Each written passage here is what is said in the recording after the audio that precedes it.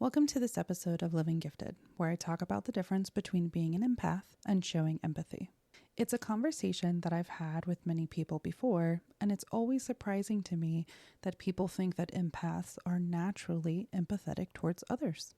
I will also be discussing the question, are there different kinds of empath? I really love this question, and it's a discussion that really fuels my soul, and I hope that answer can give you some guidance as to what kind of empath you are. And so we begin.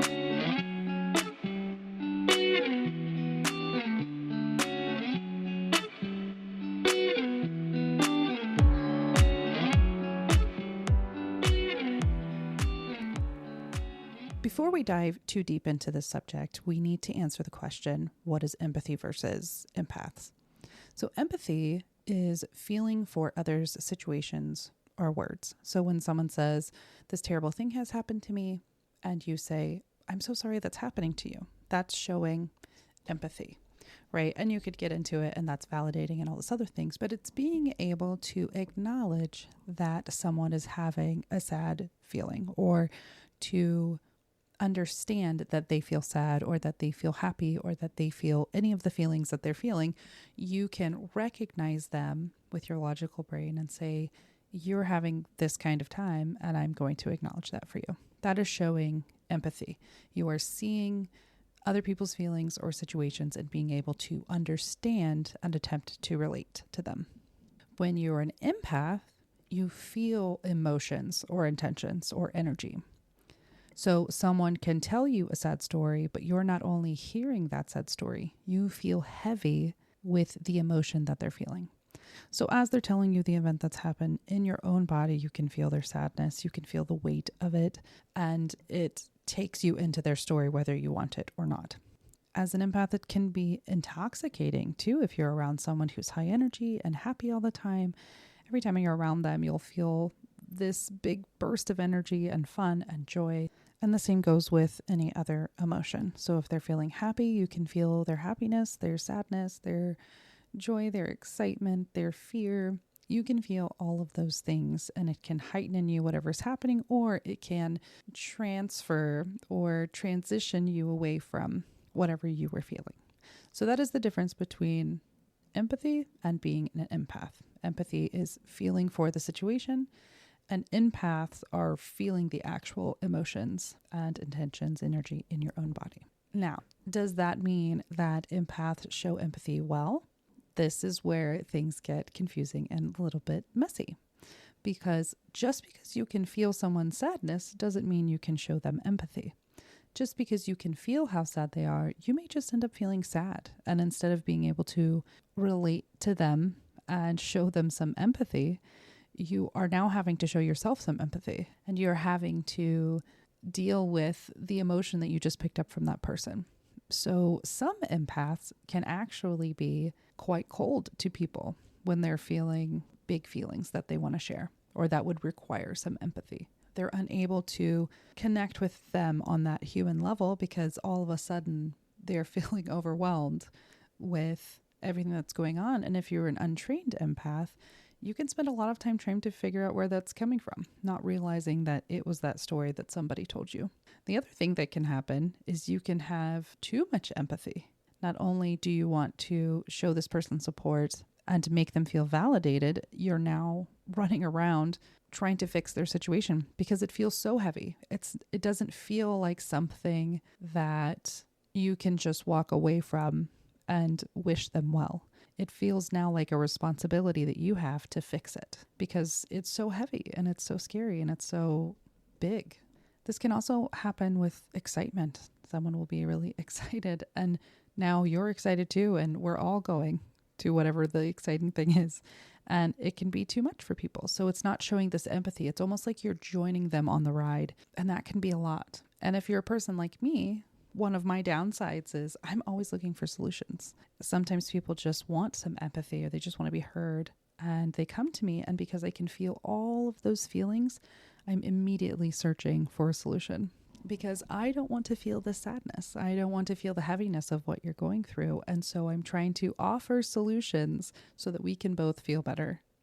And it's actually really hard for me to comprehend sometimes that people just want to sit in their emotions and feel them and explain their situation and have nothing more than that, because I struggle to sit in feelings for a really long time. Once I have solutions, I can be done with it. I can be done with that feeling.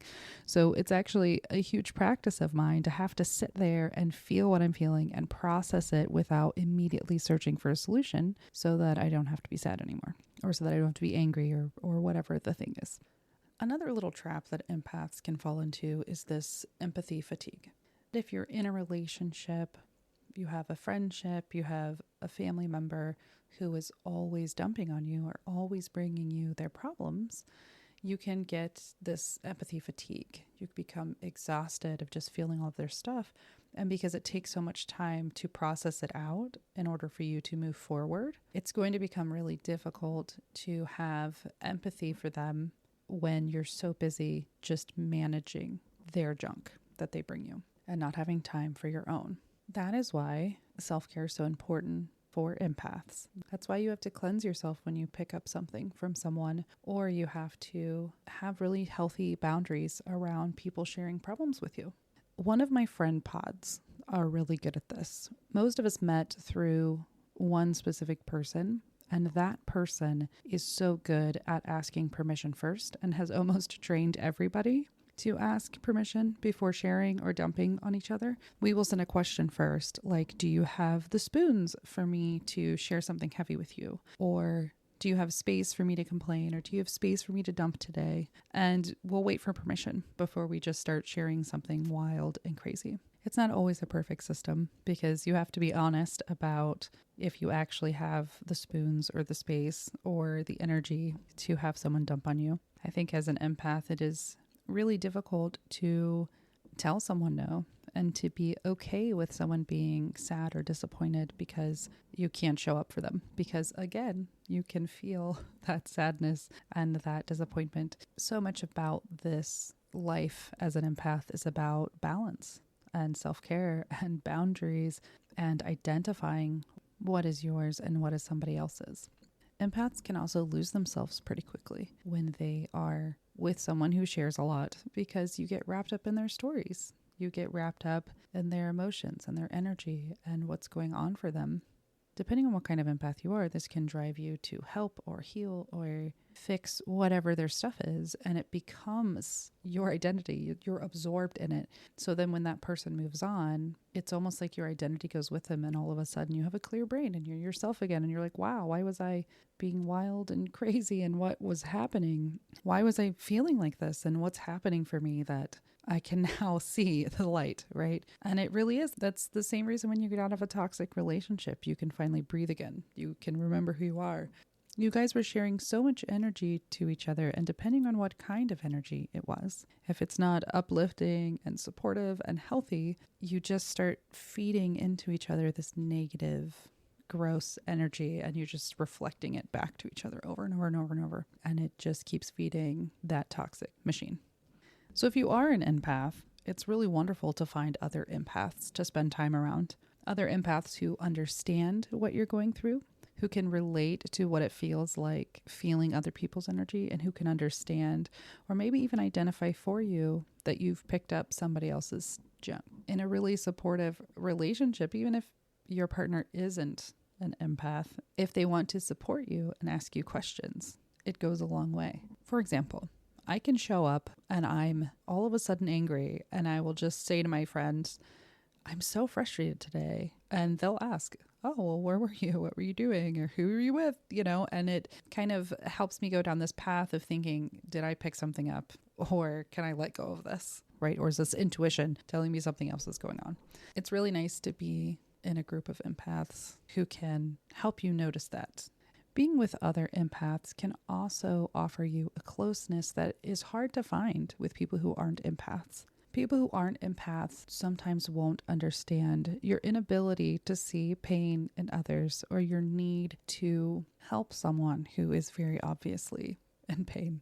And when the love is there, when you get into those cycles where you're feeding off of each other, and it's not toxic and it's not hateful, it's not painful, this feeding of love into each other, of support, it can become so wonderful.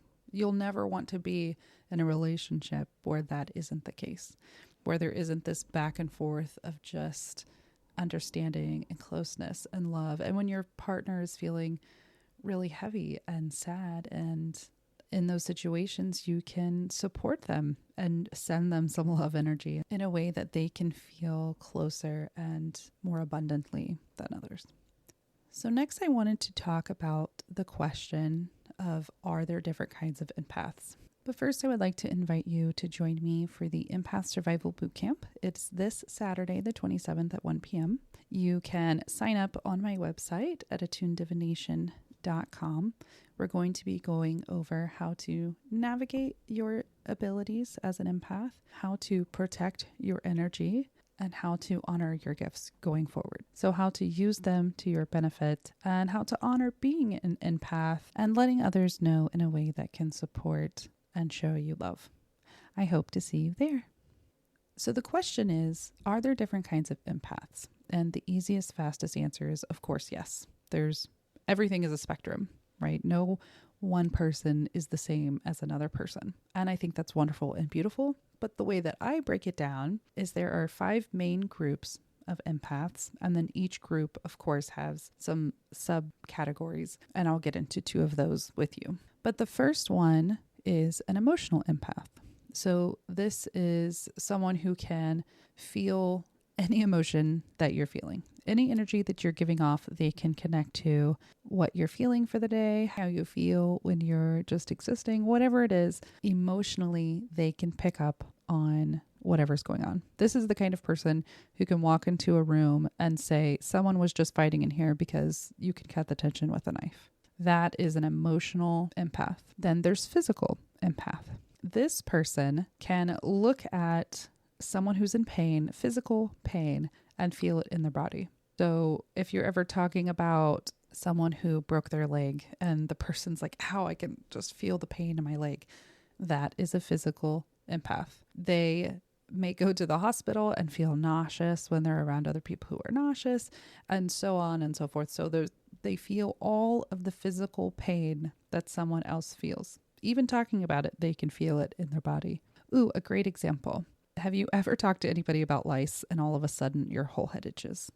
Like you just can't stop. You can feel it in your head. You have lice at this point because you're so itchy. That is a physical empath.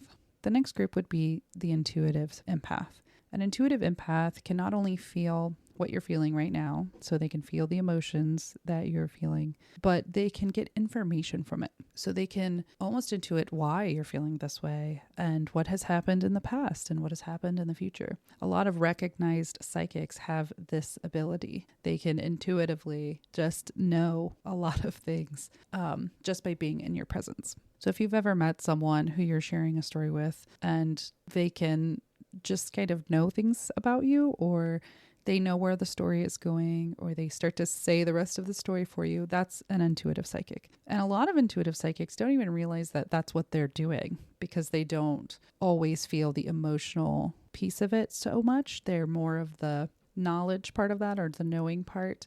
So they just kind of miss that they're an empath and they don't realize it. The next group is an animal empath. Now, not a lot of people talk about this, but I have quite a few friends who are this way. They walk in a room with an animal and they can just feel that connection. And animals love these people. They love animal empaths. They will come and spend time with them. I've known people who are animal empaths and they will do Reiki on animals, and they can just feel excitement or sadness or pain or sickness in animals. And it's really beautiful to see, actually, because animals usually feel really comfortable around them, and they can just communicate with them in a way that they don't communicate with other people. So it's a really cool gift. The final group, or the final empath style, is an earth empath. These are your green thumb people. These are the people that really need to be in nature, especially if they're not feeling well or if they're feeling down. They get in nature and they feel so much better. They can just connect to the earth in a way that other people cannot. They're usually inspired by the earth. They are usually connected to plants. I have a friend who can save almost any plant, and I really believe that she's just this beautiful earth empath, and she connects with plants in ways that I couldn't. She's taught me so much about plants, so I can now grow plants. I have lots of plants and I love them very much, but I can't feel what my plant needs. I can't connect with my plant in the way that she does, and it's really beautiful as well. Now, in each of those 5 categories, there are 2 subcategories that I put most people in. These aren't the only 2 subcategories, but these are the 2 main ones, and I put them in sensing and healing. Now, sensing would be that you can sense other people's stuff and you feel no pull or no draw to do anything about it. You just kind of sense it. It's annoying. It's frustrating. You'd rather not feel it. You'd rather not have their energy with you. These people are almost burdened by their empathy. But there is a gift here because you can sense other people's information or other people's energy, and you can figure out what you're going to do with that information. If someone is angry and ready to explode and you can sense that, you can avoid them. Sensing is still a really powerful gift that you can use for yourself to navigate your life. So as a healing empath in any of those 5 categories, when you sense that something is out of balance or off, you are drawn and driven to heal, fix, rebalance, assist, enable, whatever it is to move forward. So if you are a healing empath and you're an emotional healing empath, you want to help this person process the emotion. You want to help the physical person become healthy, the intuitive person understand why they're feeling or why these things are happening, the animal to heal the animal, and the earth to heal the earth or be wherever the earth needs you to be, if that makes sense. So our healing empaths are not only drawn to it, but driven by it. These are the people who cannot walk by and see something happen. These are the people who watch someone do something romantic and sweet or loving, and they're tearing up because they're so attached to the goodness of this world, of healing this world. And it's such a beautiful thing. I am definitely a healing empath. I am drawn to help people understand and process and find joy and love in their life. I cannot sit back in my own skin and just watch people hurt. It's definitely a driving force. So if you are a healing empath, you absolutely know that. You know that you are driven and cannot sit back and watch someone be in pain. I think it's such a beautiful gift. Some people don't love that about themselves. They don't want to have this drive. But our jobs on this earth is to help people process and heal and grow. So I hope that answers the question of if there are different kinds of empath, because absolutely there are. And there's so much more to that question. And if you are attending my boot camp, I will be discussing all of this in great detail. So yeah, join me there. But if there's anything you take away from today, I hope that you understand that empaths and empathy are 2 different things. Empathy is showing up and attempting to understand or show compassion for someone. Empaths feel everything. I also hope you can take away that you are not wrong for doing either. It's not wrong if you're a sensing empath and you actually don't want to deal with anybody's problems. It's okay to be that. There's nothing wrong with that. It's okay to want to heal people and be driven by that. It's okay to not feel any of these empathic things and you just show some empathy for other people. That's also wonderful and such a gift. All of that to say, the way you are is perfect. And whatever you're working with, you've just got to become the best operator you can. So always be trying to understand yourself better. If you would like to get a question answered on this podcast, please send me an email to nancycs@attunedivination.com with the subject line Living Gifted Question. And I would be so happy to answer it here on the podcast for you. But I will see you in the next episode. Until then, I'm sending you love and light.